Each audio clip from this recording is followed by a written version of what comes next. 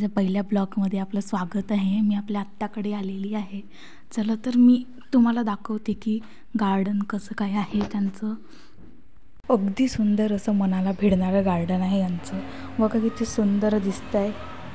मनाला तेजस्वी व प्रकाशित करणारी ही सूर्यांची किरणं आणि या झाडांची सावली, ही चंचल हवा आणि या नाजूकशा कडातून फुलणारी ही फुलं आणि त्यांवर फुलपाखरे, एवढेसारखे नैसर्गिक दृश्य बघून तर एक कविता म्हणावीशी वाटते।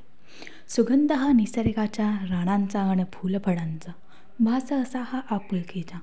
अवतीभवती फुलपाखरे, कोकिळ पक्षी गातो गीते, नवे पर्व हे हिवाळ्याचे। हे पेरूचे झाड आहे।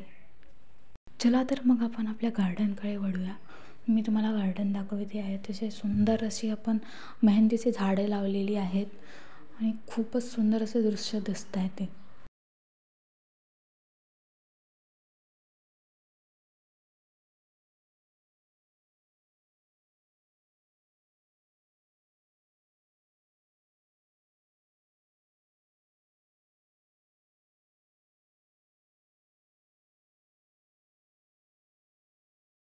पुढे आपण शेत बघणार आहोत।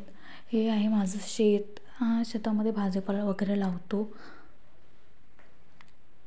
जी हे साईडची जमीन दिसत आहे तिथं आपण पहिले म्हणजे बेड बनवणे आणि मग त्यावर मल्चिंग टाकलेली असते, ती पण आपल्याला पुढे दिसणारच।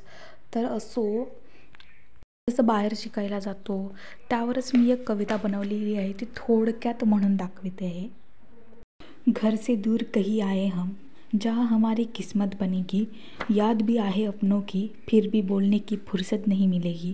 कहीं त्योहार और दिवाली भी घर में नहीं होगी, पता है तुझे तू बुलंद है, आसमां है ऊंचा, उड़ जा परिंदे से छूना ज़रूरी है। तू वापस जाएगा घर भी, तब दिवाली और मंजिल भी तेरी होगी, दिवाली और मंजिल भी तेरी होगी। पुढे दिसते आहे ती भेंडी आहे। भेंडी लागवड केलेली आहे आणि ही पोपट आहे। चला तर आपण घरात परतलोय आता।